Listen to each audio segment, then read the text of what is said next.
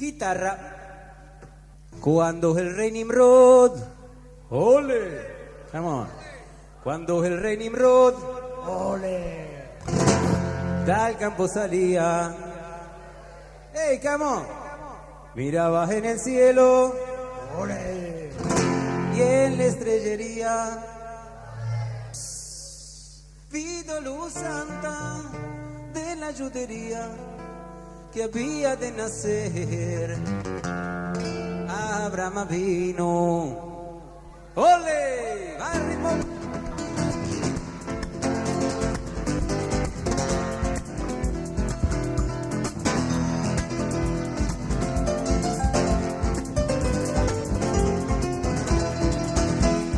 Cuando el rey Nimrod del campo salía, mirabas en el cielo y en la estrellería, pido luz santa de la yutería que había de nacer.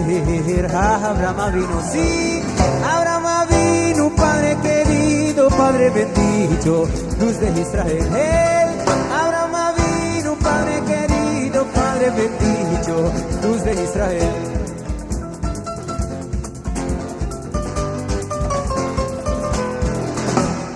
La mujer de Terra quedó preñada, hija el día, él la preguntaba de qué tenés la cara tan demuda. שבהבאתו עניין המשנה ואז כאן אומר, quand Rabbeinu l'amène la Mishnah, qu'il faut être audacieux, ששם חוזר התנא ומחליט בלשון סתם, אז פנים לגיהינם.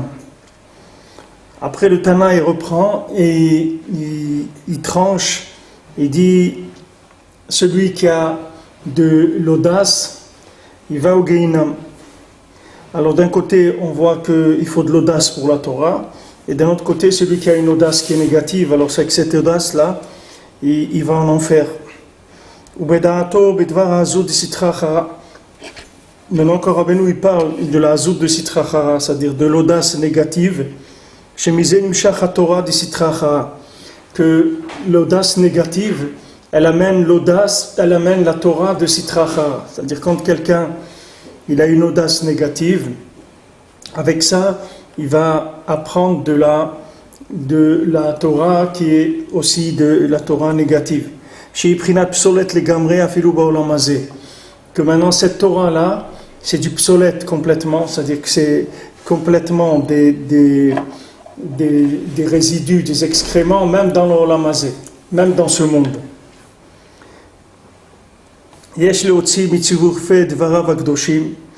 Alors on peut comprendre des paroles de Rabbeinu, on peut sortir de là.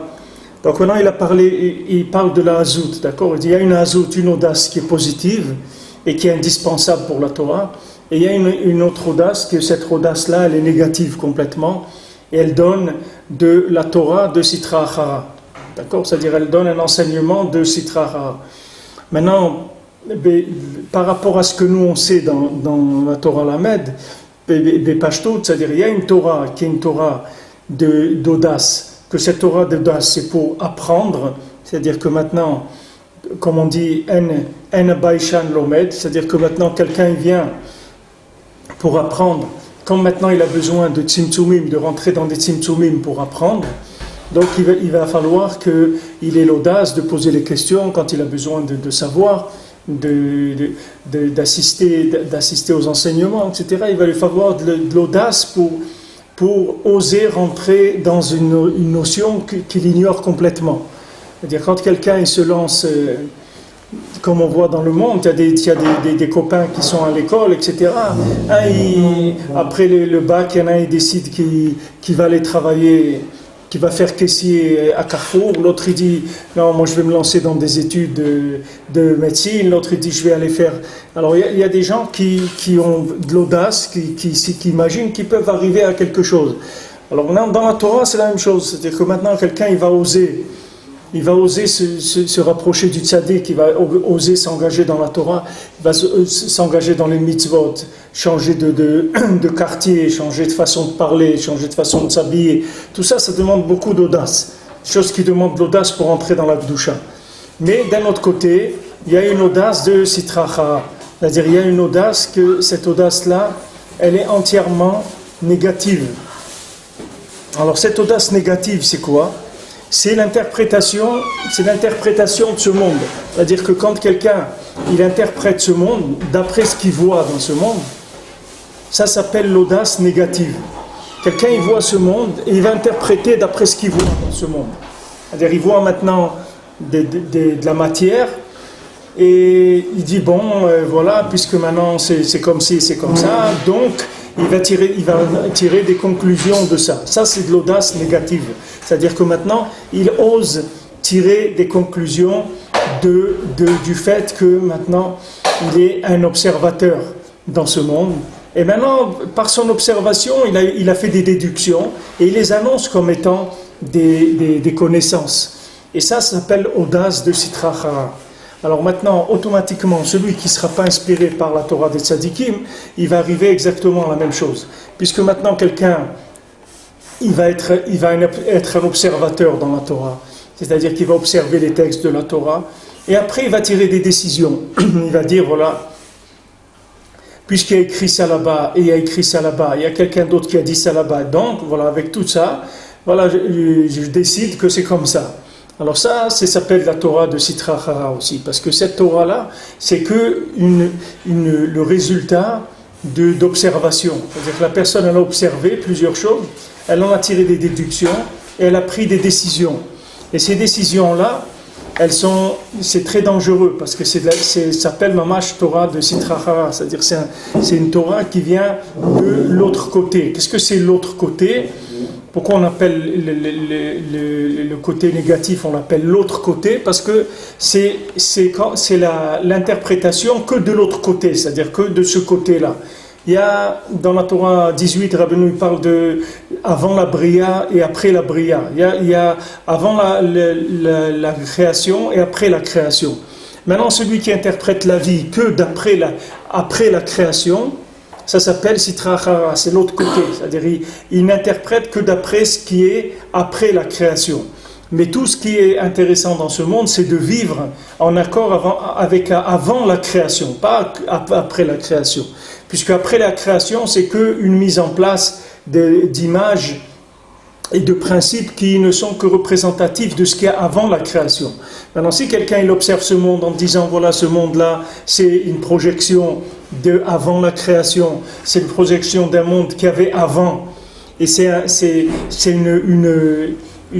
comme on a dit dans les Olamot, on a dit dans les Olamot que Olam HaYetzira, on a parlé de Olam HaYetzira, que maintenant dans ce Olam HaAsiya, avant le Olam HaYetzira, il y a Olam HaYetzira. Maintenant, qu'est-ce que c'est quand on dit Yotzer Or, Yotzer, c'est les mêmes maîtres que Tziyur, Yotzer. Yotzer, c'est Tziyur. C'est-à-dire que c'est maintenant Hachem qui dessine le monde. Alors maintenant, un dessin, il est fait pour faire véhiculer une compréhension.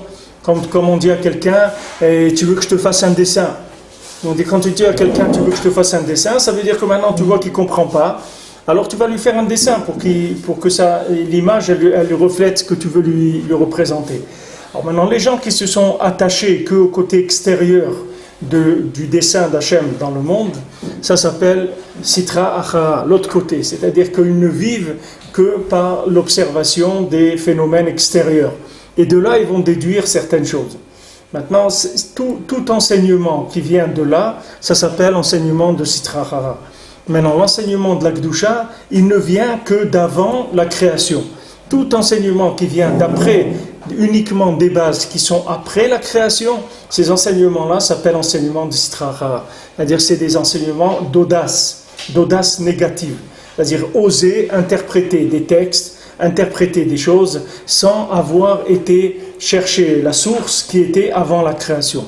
Donc tout celui qui n'a pas de contact avec une connaissance qui a été préalable à la création, il n'a pas le droit de faire d'interprétation. Il ne peut que véhiculer ce qui a été dit sans interpréter. Mais s'il en vient à une interprétation, pas en tant qu'observateur, alors maintenant quand il va dire quelque chose, c'est sûr qu'il va se tromper. Parce qu'en tant qu'observateur, jamais il peut arriver à comprendre qu'est-ce que ça veut dire. Quand maintenant Kadosh Baruch Hu dit à Moshe Rabbeinu, Matan Torah ça va être dans 2 jours, Moshe Rabbeinu dit Matan Torah ça va être dans 3 jours. Alors maintenant ils disent mais comment Hachem il lui a dit dans 2 jours et lui il dit dans 3 jours. Il dit quand Hachem il dit à Moshe Rabbeinu dans 2 jours, Moshe Rabbeinu comprend que 2 jours ça veut dire 3 jours. Parce que Moshe Rabbeinu il est connecté à un autre niveau. C'est tout le principe de la Torah chez Baal Pé, que maintenant la Torah chez Baal Pé, elle est transmise par des Chachamim. C'est une Torah d'interprétation. C'est-à-dire, eux, ils ont interprété selon la connexion qu'ils ont avant le monde, pas d'après l'observation. Parce que l'observation, ça ne peut pas donner des résultats qui sont éternels. Ça donne des résultats même momentanés, mais pas éternels. Et c'est faux. Et de diriger quelqu'un que par la manifestation momentanée des choses, ça ne peut pas amener la personne bien loin. Ça peut résoudre même un problème momentanément, mais après, il va y avoir encore des problèmes.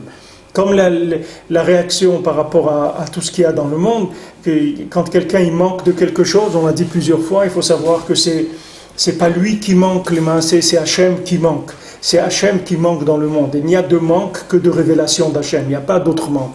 Donc quand quelqu'un maintenant, Chas v'Shalom, il est malade, et maintenant il va aller résoudre son problème avec des médicaments, sans prier au préalable, qu'est-ce qu'il fait? C'est-à-dire qu'il va utiliser cette audace-là. C'est-à-dire qu'il va avoir l'audace d'aller se soigner de par lui-même. C'est-à-dire, Hachem, maintenant tu m'as envoyé un manque, j'ai un manque dans mon corps, il ne fonctionne pas bien. Maintenant, ce manque-là, il faut savoir que ce manque-là, c'est un manque d'Hachem. Ce n'est pas un manque dans la personne. Alors, la personne, comment elle va réagir? Elle va aller utiliser ses mains et elle va dire, bon, il y a un problème, je vais aller, j'ouvre la pharmacie, je prends les médicaments, le problème est réglé, on n'en parle plus, on continue à rouler. Alors maintenant, quand quelqu'un il fait ça, quand il fait ça, qu'est-ce qu'il fait?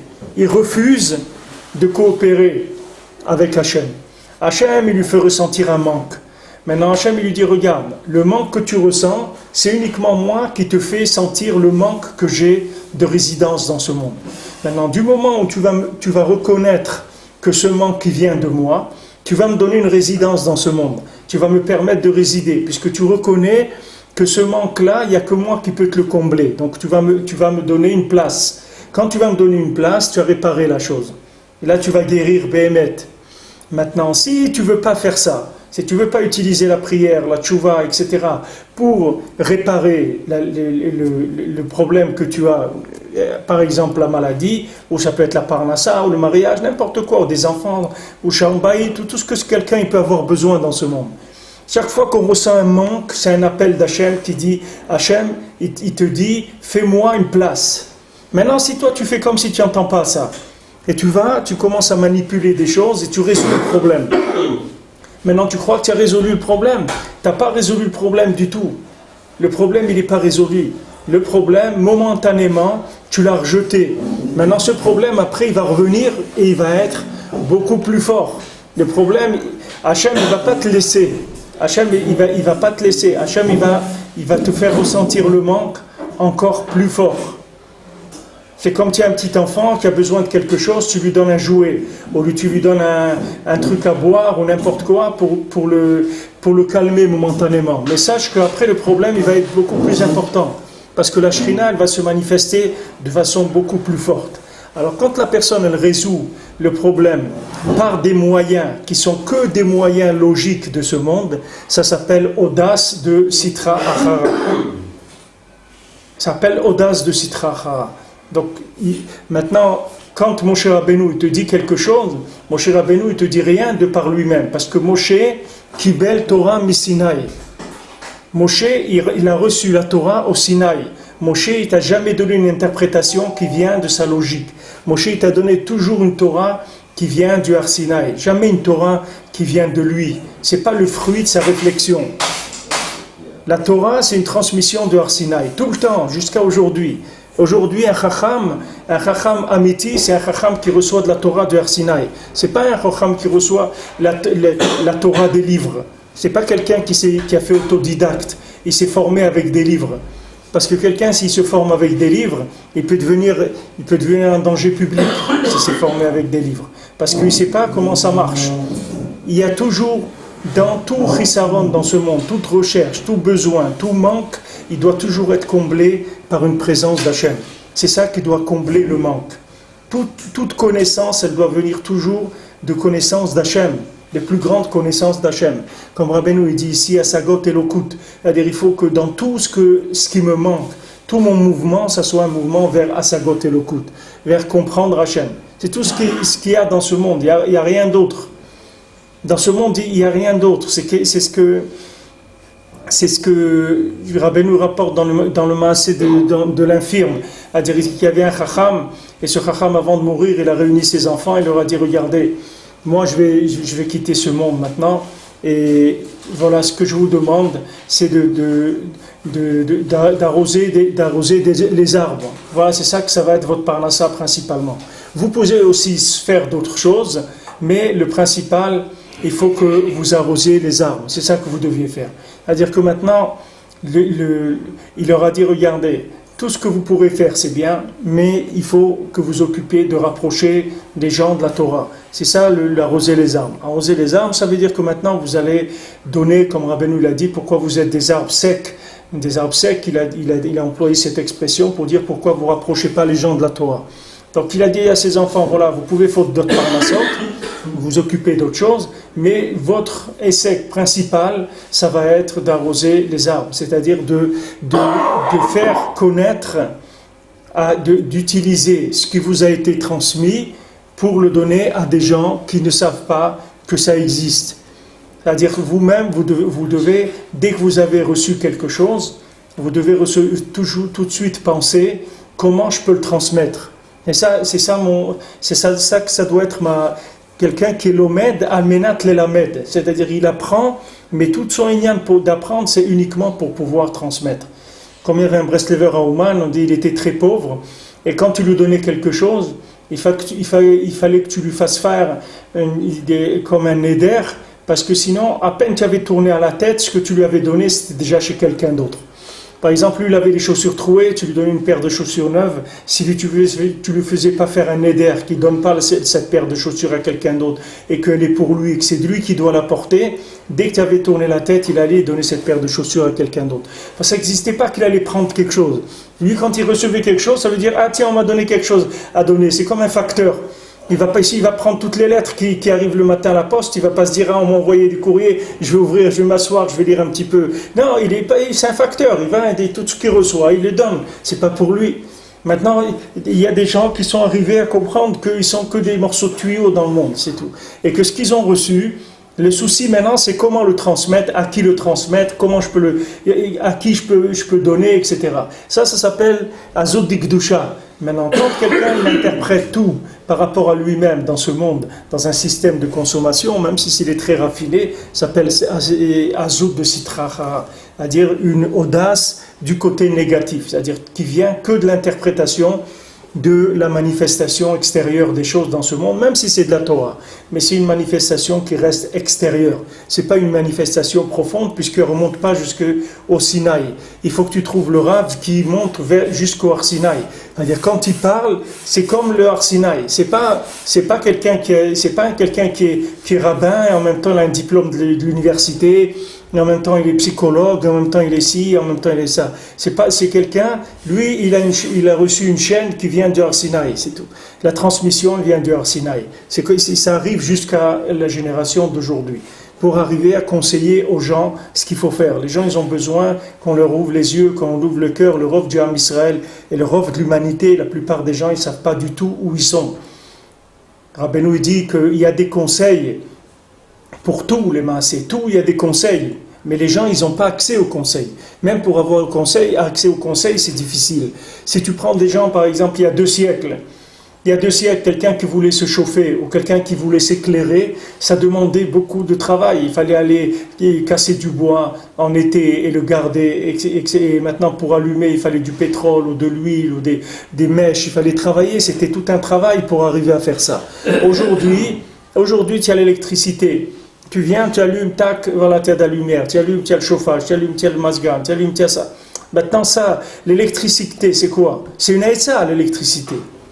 L'électricité, c'est un conseil, c'est ça. À un moment, il y a eu accès à ce conseil-là. Ça a libéré le monde d'un travail difficile et d'un manque de beaucoup de choses. Voilà, il y a eu un conseil qui a été donné. Maintenant, spirituellement, c'est pareil. Spirituellement, c'est exactement pareil. Le tzaddik, il donne des conseils pour tout. Il y a des conseils. Maintenant, il faut y avoir accès à ces conseils-là. Il faut cette découverte-là qu'il y a eu. Il faut y avoir accès. Maintenant, le tzaddik, lui, il est tout le temps en train d'aller chez Hachem et lui dire non, il faut un conseil, voilà, maintenant quelqu'un s'est perdu, il faut trouver quelque chose. Alors Hachem, il dit, mais attends, mais il y a la Torah, etc. Il dit, mais comment tu veux qu'ils aient accès à la Torah? N'oublie pas que ça fait 2000 ans qu'ils sont en galoute quand même. Donc il faut essayer d'arranger les choses, on ne peut pas les laisser comme ça. Il faut aller chercher des moyens qui sont des moyens autres que les interprétations qu'il y a eu habituellement. Et Hachem, il donne des rachamim, il donne de la miséricorde.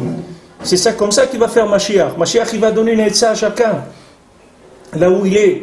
Mashiach, il ne va pas venir et dire aux gens, ah, soyez mieux, avancez, et sanctifiez-vous, progressez. Mais ça ne sert à rien de dire ça. Si tu ne donnes pas les moyens aux gens de le faire, ça ne sert à rien de le dire. Il vaut mieux même que tu ne le dises pas. Laisse-les tranquilles. Laisse-les dormir tranquilles. Ils vont continuer à dormir. Le jour où ils vont se réveiller, ils seront dans leur tombe déjà. Et il y aura d'autres façons de les récupérer. Mais ça ne sert à rien de matraquer les gens avec de la prise de conscience quand ils n'ont aucun moyen de faire quoi que ce soit.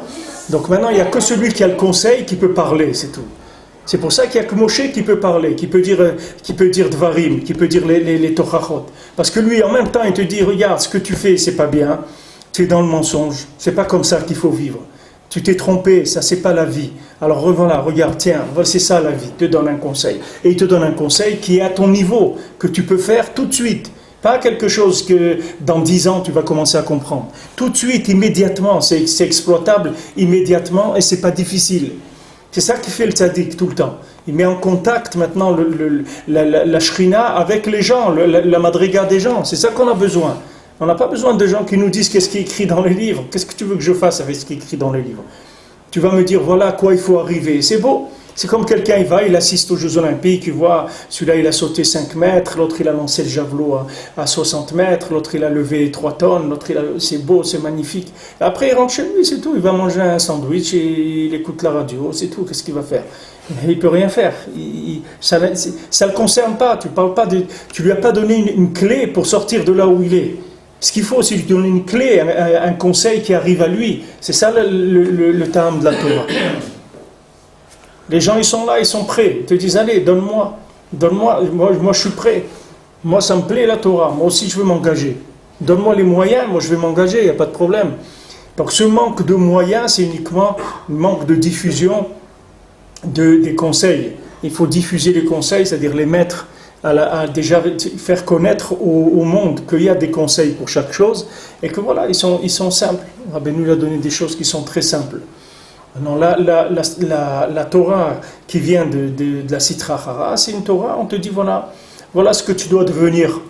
Mais on ne va pas te donner les moyens. Parce que ces moyens, ils se renouvellent chaque jour par rapport aux problèmes qu'il y a chaque jour. Chaque jour, il y a une nouvelle obscurité et chaque jour, il y a une nouvelle lumière. Chaque jour, il y a des difficultés. Chaque jour, il y a des conseils nouveaux. Alors Rabbeinu, il te dit, va faire Hitbodedut tous les jours, parce que sinon, tu vas perdre les pas, tu vas plus savoir où tu es exactement. Tous les jours, il faut que tu reviennes vers Hachem, tu parles avec lui, que tu saches que maintenant, tout ce qui se passe avec toi, c'est que des appels d'Hachem. Alors réponds présent à Hachem, dis-lui que tu es conscient que ce qu'il t'envoie, c'est pour que tu progresses, etc. Dis-lui ça tous les jours, pour qu'il te donne des conseils, pour qu'il te connecte chaque jour, pour que tu arrives à sortir de ça. Alors c'est ce qu'il amène ici, les deux audaces. Il y a l'audace que même que je suis aussi loin, que je suis, j'ose rentrer chez le tzaddik, j'ose faire partie du Ham Israël, j'ose faire partie des gens qui veulent se rapprocher d'Hachem. Ça c'est l'audace positive. Et l'audace négative, c'est de tirer des conclusions logiques de l'observation. C'est-à-dire comme quelqu'un, il est un observateur. Vous voyez ici les observateurs de l'ONU, qu'est-ce qu'ils font? Voilà, c'est la même chose. Quelqu'un, il est l'observateur de la Torah. Il observe les livres, etc. Et il tire des conclusions. Ça s'appelle audace négative. C'est audace du côté négatif.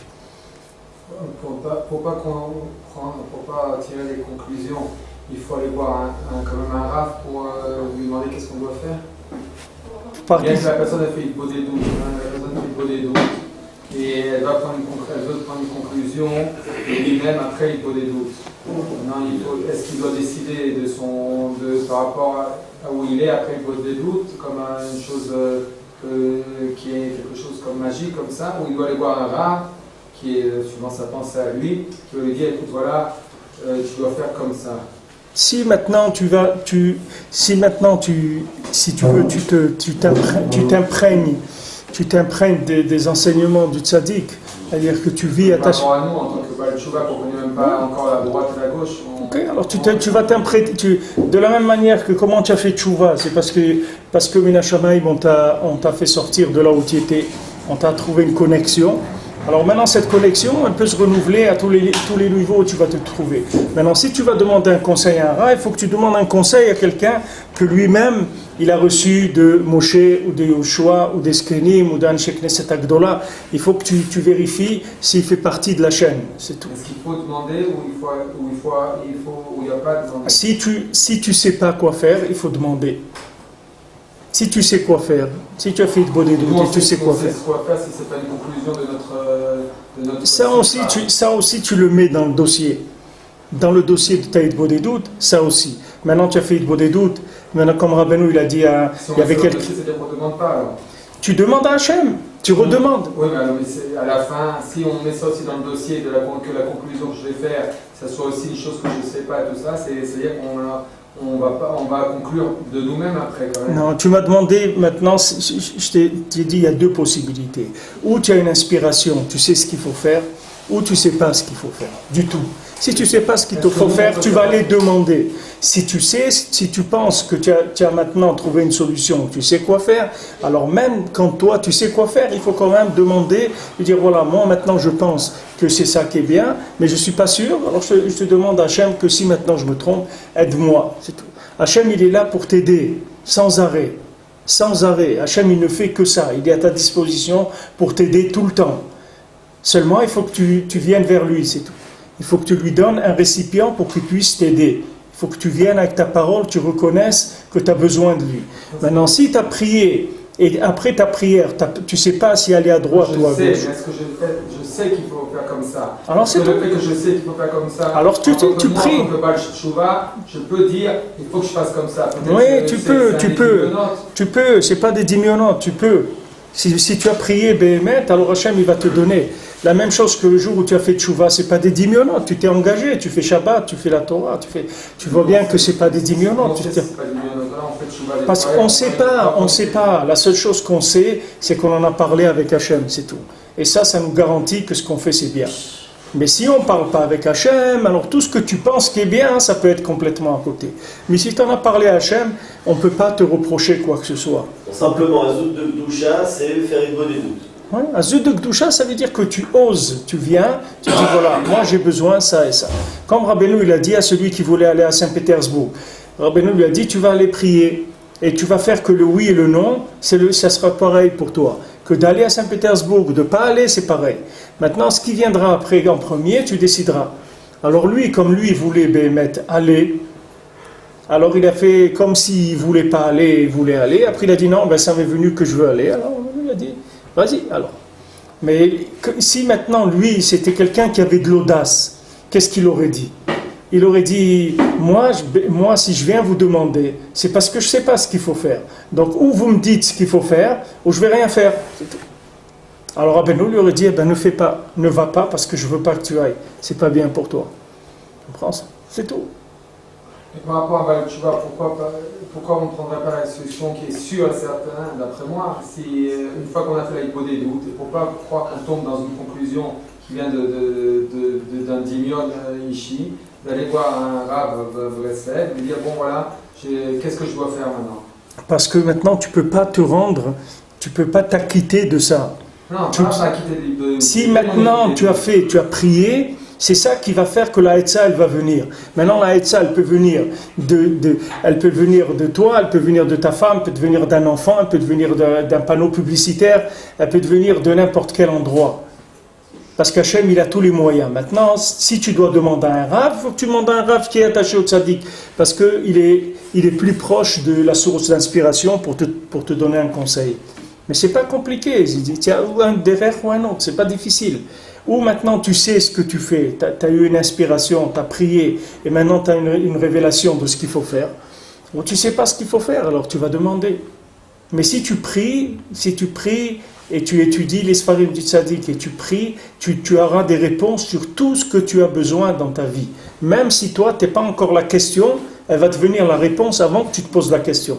Et la question, quand tu vas te la poser, tu vas voir que tu avais eu juste avant, tu as donné la réponse.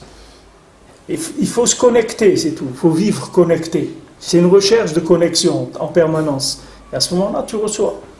Mais ça, pour faire ce que vous dites, il faut un bitul gamré envers le tzaddik. Maintenant, si la personne n'a pas un bitul gamré envers le tzaddik, elle doit se replier à avoir soit un chacham de la génération, soit un chacham qui va le pisvara, ou soit quelqu'un qui a le droit à Kodesh, qui a un grand tzaddik, qui a un chéirout avec le tzaddik, qui va pouvoir lui répondre.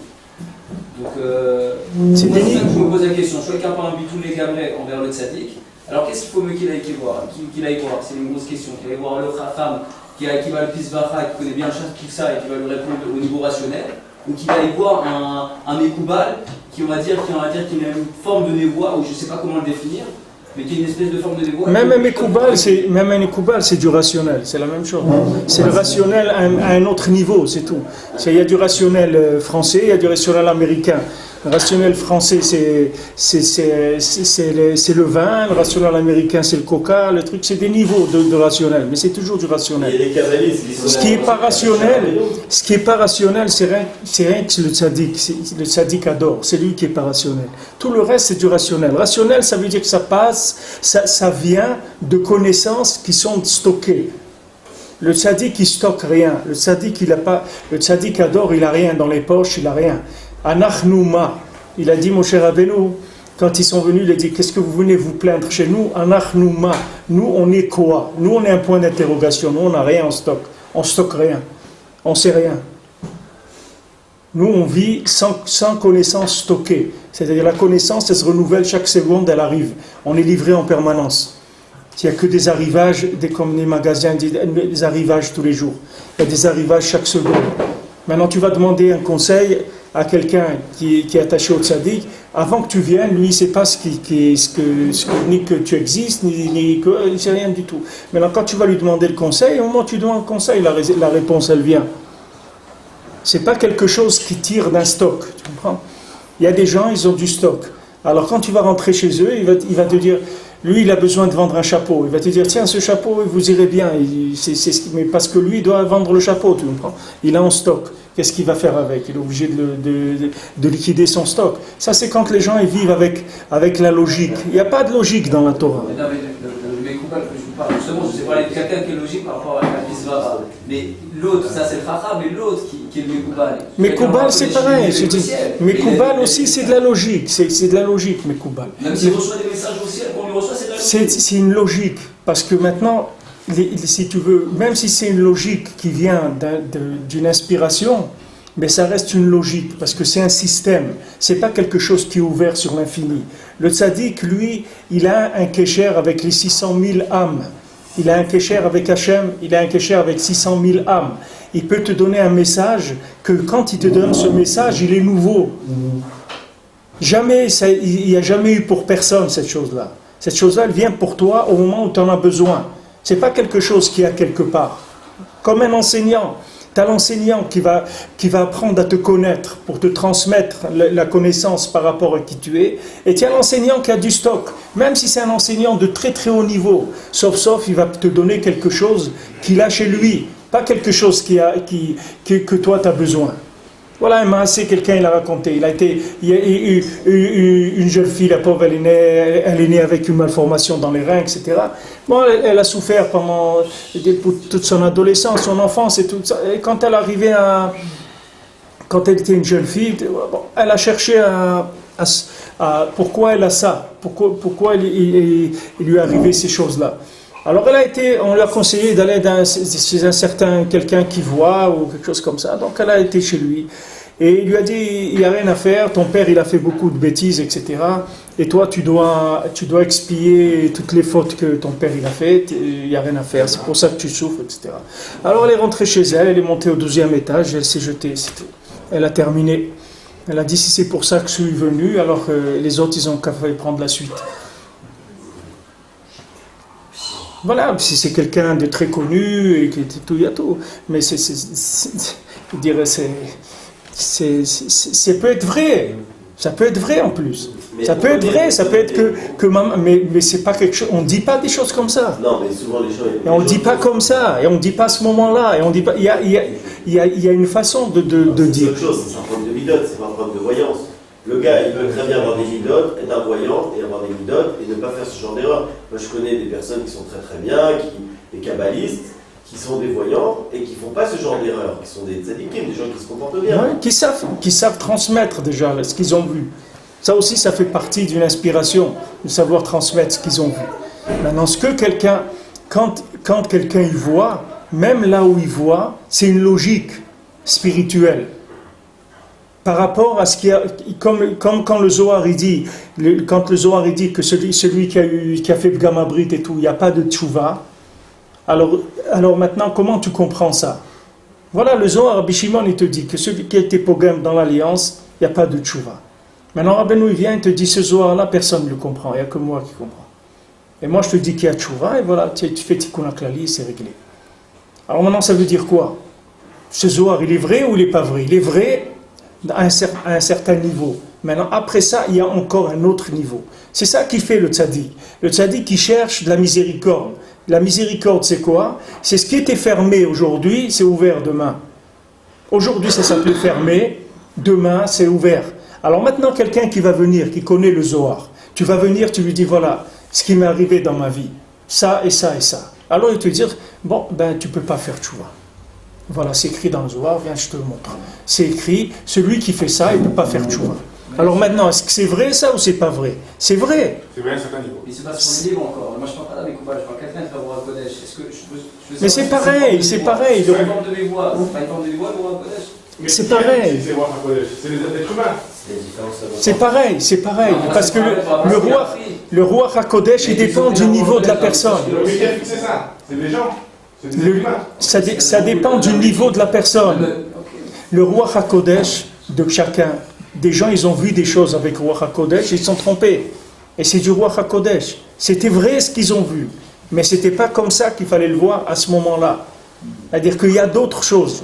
C'est ce que je vous ai dit. Il y a de la névoie, des gens qui entendent des voix. Il y a des chosim, des gens qui voient des choses. Et il y a maintenant le Rosh Hanvim, que Moshe Rabbeinu, lui, il voit la chose comme elle est béhémet. Pas comme elle est transformée après quand elle descend. Et quand elle descend, quand des rabbinim ils ont dit Mashiach il va venir cette année par exemple, tu crois qu'ils mentent?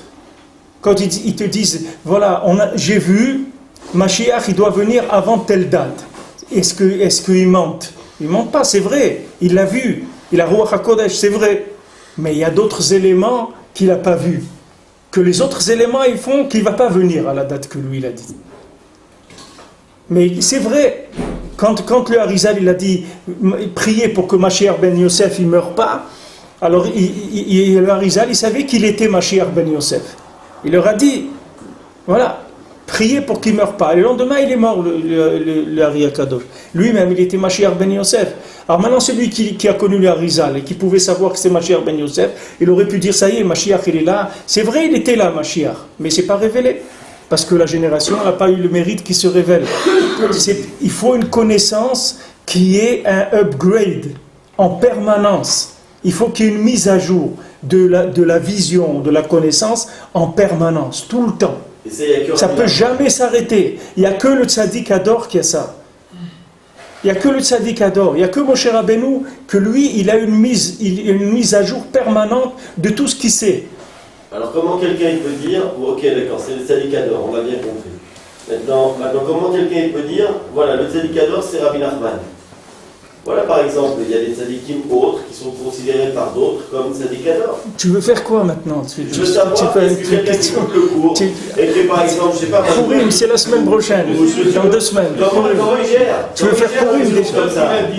Benjamin, quand même, on est dans un... Le tzaddik adore, c'est lui qui l'a dit, c'est pas nous, on dit rien du tout. C'est le Rebbe qui a dit qu'il est le tzaddik adore jusqu'à Mashiach.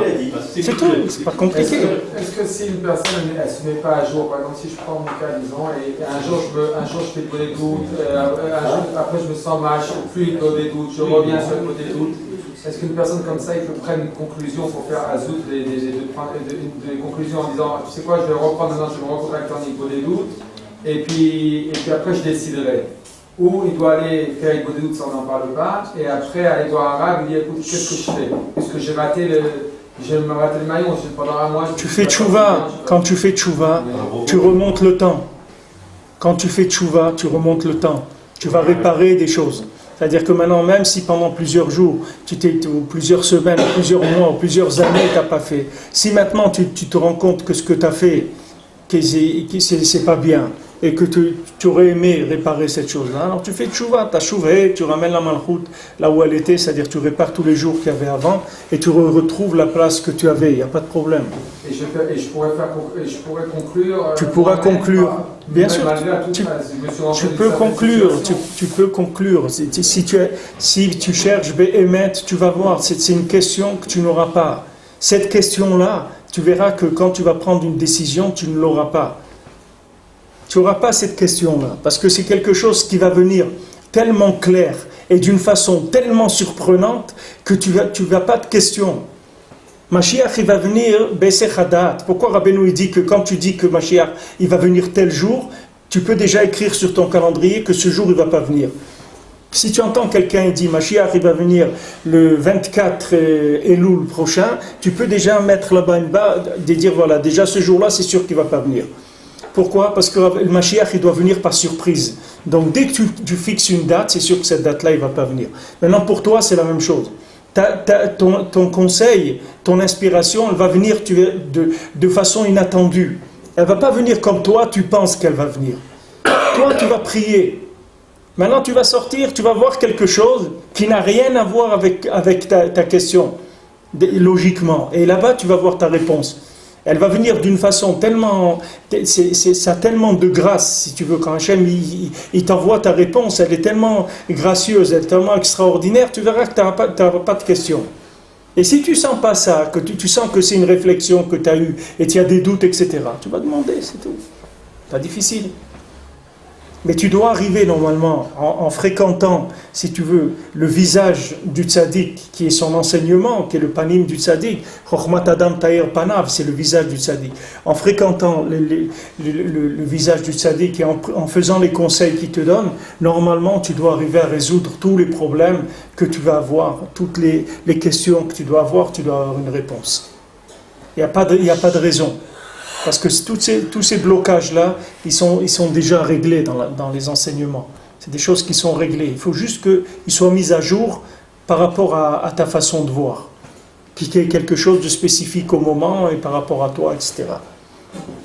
Mais c'est pas, ça a toujours été comme ça dans le clan d'Israël. Il n'y a rien de nouveau dans cette méthode-là. C'est pas quelque chose de nouveau. Le Ham Israël, il a toujours été comme ça. Il y avait une époque dans le Ham Israël où il y avait un navi dans chaque maison. Chaque maison, il y avait un prophète. Chaque maison, il y avait un prophète. Dans chaque famille, il y avait un prophète. Et c'est lui qui disait, c'était soit un enfant, soit un des parents, soit un des enfants, mais il y avait toujours un prophète c'est écrit dans le Nar.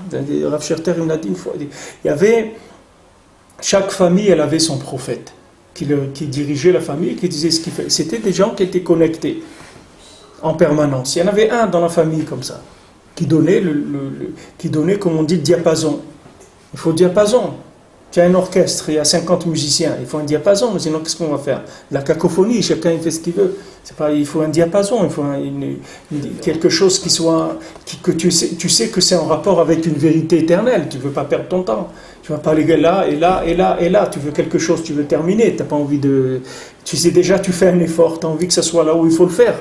Donc tu as besoin d'une connaissance qui est mise à jour en permanence. C'est-à-dire cette connaissance qui est écrite, elle est toujours, elle bouge tout le temps. Même si elle est écrit dans les Sfarim, ce n'est pas quelque chose qui est figé. Tu vas le figer avec ta connaissance. Quand tu vas stocker une compréhension de quelque chose, c'est là où tu vas rendre la connaissance une connaissance morte.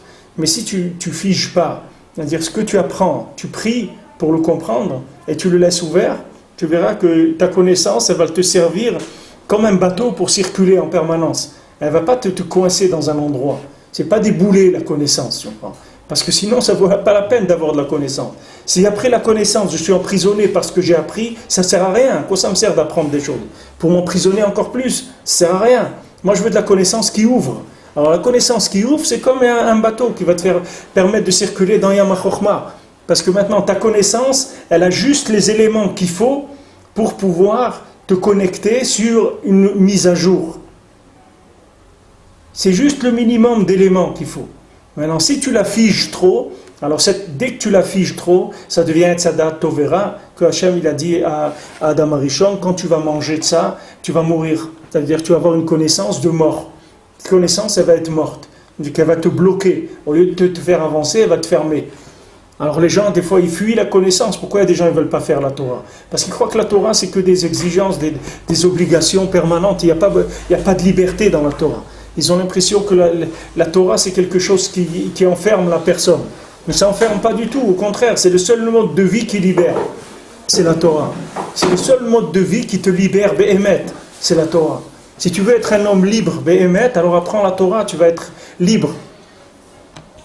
Cherut, on dit Charut ala luchot, c'est gravé dans les luchot. Gravé, ça s'appelle Cherut. La liberté. C'est ça qui est la liberté. C'est la gravure des tables de la loi, c'est ça la liberté. Maintenant, qu'est-ce qu'il va faire Mashiach ? Mashiach, il va amener une Torah de Atika Stima, la Torah qui est du futur, comme c'est écrit que... Amen. Comme c'est écrit dans Echeskel, que Rabbeinu l'a dit, il a amené Echeskel que Natati lachem lev basar, je vais vous donner un cœur de chair, et je vais enlever votre cœur de pierre. Et je vais faire en sorte, si tu continues là-bas le passouk, c'est écrit, je vais faire en sorte que vous allez faire ma volonté. C'est-à-dire que maintenant, Hachem, il va faire en sorte qu'on va faire sa volonté. Alors on peut se poser la question, maintenant ça veut dire quoi ? Si Hachem, il fait en sorte qu'on va faire sa volonté, ça veut dire que nous enlever le libre arbitre ? Non, Hachem ne va pas nous enlever le libre arbitre, du tout. Il va pas, mais seulement il va y avoir un tzaddik qui va te transformer le cœur de pierre. Maintenant, le cœur de pierre, c'est quoi le cœur de pierre ? C'est une connaissance morte, c'est-à-dire que tu vis avec des sensations qui proviennent d'une connaissance qui est morte. C'est-à-dire que dans le cerveau, tu as enregistré des éléments qui sont plus actuels, et de là, ton cœur, il tire des sensations. Alors maintenant, les sensations que tu as dans ton cœur, ce n'est pas des sensations vraies, puisqu'elles proviennent d'une matière qui est morte, d'une connaissance morte. Maintenant, qu'est-ce qu'il va faire ?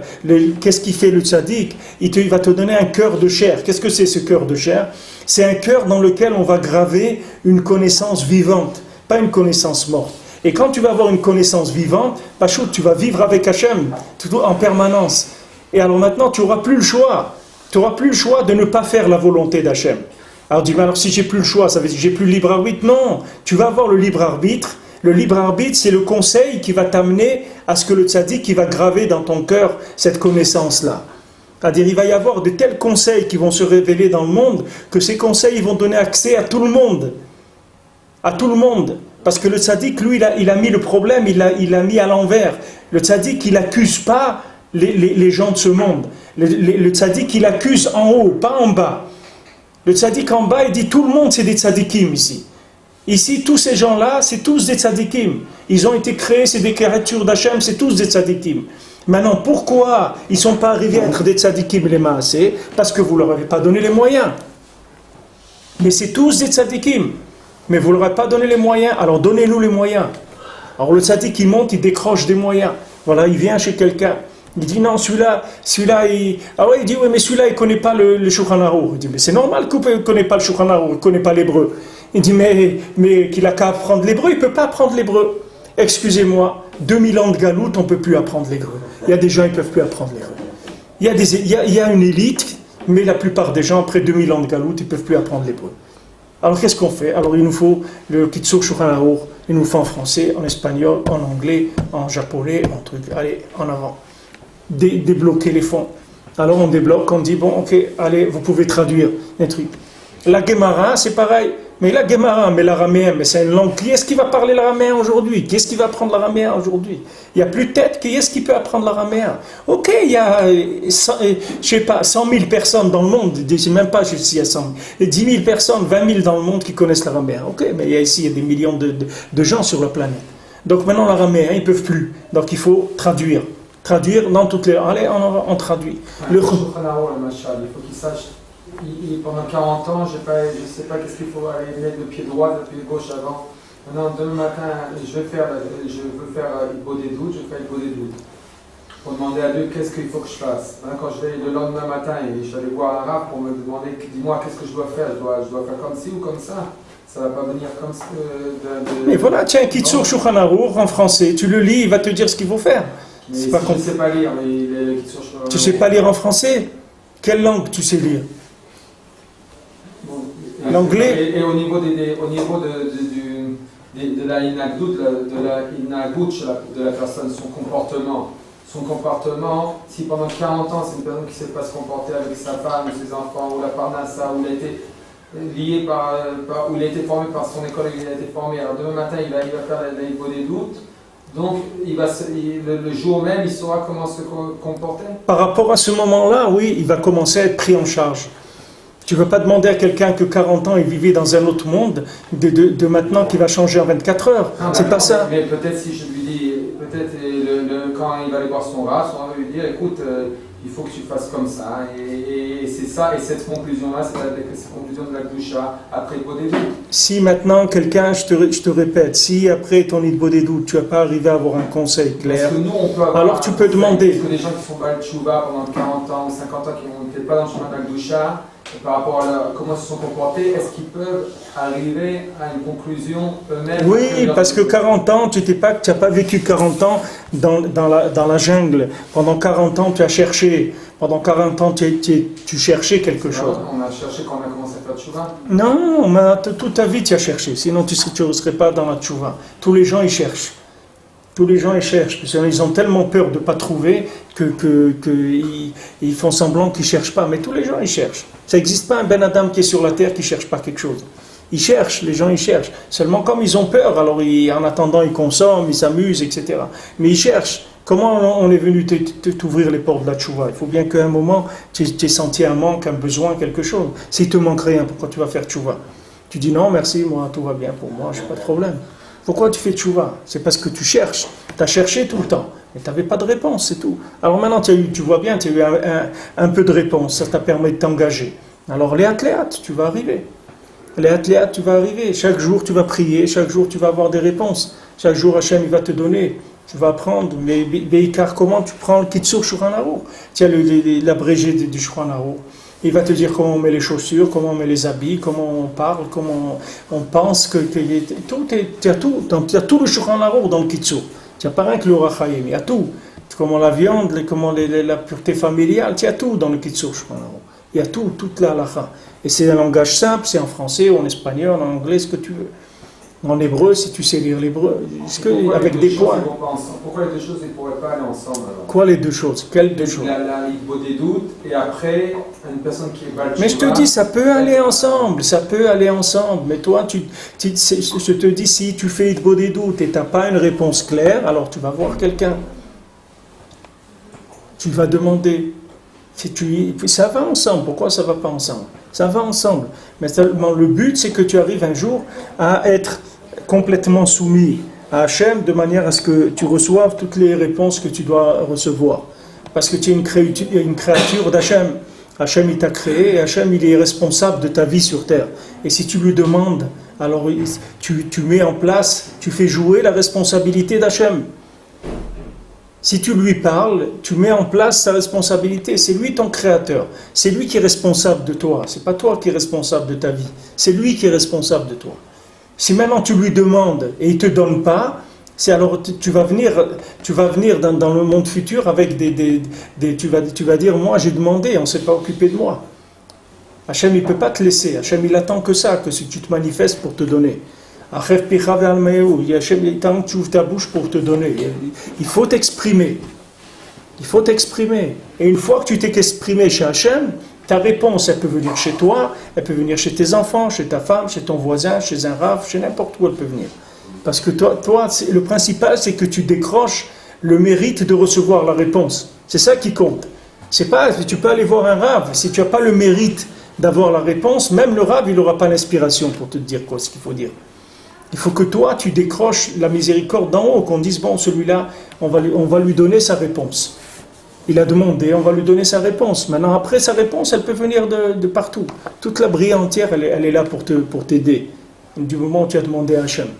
Il n'y a plus rien qui va bloquer. Le tout, c'est que tu utilises la tfila. Le mieux pour demander sa chatzot. Chatzot, c'est un niveau. C'est lui qui peut se lever à Chatzot et qui peut pleurer sur la destruction du temple. Alors à ce moment-là, ça lui remplit tous ses manques, puisque tous les manques qui viennent de la destruction du temple. Donc après, la personne, quand elle demande, Hachem, il lui donne. Hachem, quelqu'un vient consoler Hachem sur sa maison. Alors, après, Hachem, il lui donne. Alors il dit ici, les gamrés, psolet les gamrés, afilou ba'olamazé. Cette Torah-là, c'est une Torah complètement d'excréments, même dans ce monde-là. יש להוציא מצירופי דבריו הקדושים שבעוצם ניסיון מידת העזות אשר נרמז לקמל כבר בעניין המשנה הנ"ל נמשך ונתהווה מה שגם התורה הקדושה, התורה דקדושה שמהעזות חיוורת דקדושה. C'est-à-dire que maintenant c'est tellement une épreuve, l'audace négative, que ça arrive à transformer même la clarté, la blancheur de la Torah chez Nimtsa Ba'olam Hazeh qui se trouve dans ce monde-là. Tiye Gamken Beprina Psolet, que même la Torah, elle peut être présentée comme quelque chose qui est complètement du psolète. Quoi? Obsolète. Obsolète. Keneged la Torah chez Ba'olam Haba, par rapport à la Torah du Olam Haba. C'est-à-dire qu'on peut arriver à faire de la Torah quelque chose qui est complètement le contraire de la Torah. C'est-à-dire on peut arriver à une application qui est complètement le hefer de la Torah du Olam Haba. Tellement l'audace dans ce monde, elle est forte. L'audace, c'est-à-dire des gens qui osent interpréter, qui osent se prendre en main, qui osent dire, ne pas tenir compte de la volonté d'Hachem. Des gens qui osent agir de par eux-mêmes. Cette audace-là, elle peut transformer même l'interprétation de la Torah, que ce soit une interprétation complètement le contraire du Olam Haba. Comme Rabbeinu, il avait, quand il y avait quelqu'un qui était dans une ville, il y avait un rave là-bas qui était contre, qui était un opposant de Rabbeinu, et il y avait un Breslever qui habitait là-bas, et qui avait beaucoup de problèmes avec ce rave-là. Il lui faisait beaucoup de problèmes parce que c'était un opposant à Rabbi Nachman. Alors quand cet homme-là, cet élève-là, il est venu chez Rabbeinu lui a dit, tu vas retourner dans la ville, et à chaque fois que le rave, il va donner une décision d'Alacha, toi tu vas dire le contraire. Ce Breslever aussi, c'était un Talmid Chacham. Il a dit, toi, tu vas dire le contraire. Tu ne réfléchis pas, tu n'as pas besoin de... Mais chaque fois que lui, il va dire blanc, toi, tu dis, non, excusez-moi, c'est pas vrai, c'est noir. Comme ça, tu vas dire à chaque fois le contraire de ce qu'il dit le rabbin. Alors, ce Breslever, il est retourné, il a fait comme ça. Et les gens, ils ont vu, à chaque fois que le Breslever disait, non, ce que vous dites, je m'excuse, c'est pas ça, c'est le contraire. Les Chachamim qui avaient là-bas, ils ont vérifié, ils ont vu que le Breslever, il avait raison. Comme ça, une fois, deux fois, trois fois, quatre fois, cinq fois, et le rabbin, il a quitté la ville. Pourquoi? Parce qu'à un moment, quand quelqu'un il devient un opposé de Moshe Rabbeinu, il arrive juste exactement à l'opposé de l'interprétation de la Torah. Qui dit ici tellement d'audace, comme Korach, il y a tellement d'audace qu'à un moment ça devient le contraire. C'est-à-dire c'était juste, c'est ça, mais c'est juste à l'envers. C'est-à-dire c'est le contraire de la Torah. Mamash le contraire. Comment on peut arriver au contraire de la Torah? Parce qu'il y a de l'audace. L'audace, c'est de ne pas tenir compte qu'il y a une transmission. Que maintenant la Torah, elle n'est pas arrivée d'après cette personne-là qui est arrivée aujourd'hui, qui a commencé à étudier la Torah. Ce n'est pas elle qui est dépositaire de la Torah. La Torah, elle vient du Har Sinaï. Il faut que tu trouves quelqu'un qui a été toujours dans la chaîne jusqu'à maintenant de la transmission de la Torah. De manière à ce que tu aies toujours une Torah qui a une mise à jour, qui a un upgrade tout le temps, elle est mise à jour. C'est jamais une Torah qui est devenue obsolète, elle est toujours mise à jour. C'est une Torah actuelle, de maintenant, d'aujourd'hui, pas de il y a ni 6 mois, ni 60 ans, ni 600 ans. C'est aujourd'hui comment cette Torah-là, elle s'interprète. Il dit Rabbi Nathan, c'est pas que Chas v'Shalom, ça va pas changer quoi que ce soit à la Torah. La Torah elle-même, elle va rester ce qu'elle est. Au contraire, c'est comment tu mekayem la Torah aujourd'hui. Tu vois, quand il est sorti ces Gemarot bleus là, Schottenstein, alors tu vois, tous les lamdanim, il y avait beaucoup de lamdanim qui regardaient ça un peu de haut, qui disaient bon, ça y est, c'est les modernes qui commencent, la Gemara interprétée, traduite, etc. Maintenant, rentre, il n'y a pas un kollel, il n'y a pas un kollel même de Dayanout où il n'y a pas ces Gemarot là. Pourquoi? Parce que les gens ils sont pas bêtes, ils ont dit attends, qu'est-ce qu'on va aller maintenant mâcher pendant perdre 3 heures alors que là-bas ils te donnent l'explication tout de suite et tu avances. Tu comprends? Pourquoi tu es resté bloqué? Bloqué pourquoi? Pour le plaisir de l'art, de quoi? Hachem il a ouvert, ne fais pas semblant que c'est pas ouvert. Ça y est, c'est ouvert. Ah non, moi je veux casser le truc de par moi-même, mais on n'a pas besoin que tu casses quoi que ce soit, on a besoin que tu avances. Prends la connaissance de la Gemara, avance. Voilà, la Gemara elle t'a expliqué, tu as un chiour, mot à mot, tu peux le répéter 10 fois, tu l'as en MP3, tu l'as en vidéo, en plusieurs langues. Apprends, c'est tout, et avance. Il y a des gens qui sont conservateurs, ils ne veulent pas changer. Ils disent non, on veut la vieille école, l'ancienne école. Mais l'ancienne école, il faut avoir la force pour l'ancienne école. Si maintenant Hachem il a fait une nouvelle école, c'est que c'est ça le niveau d'aujourd'hui. Prends les choses qu'il y a et avance. Ne reste pas bloqué. Voilà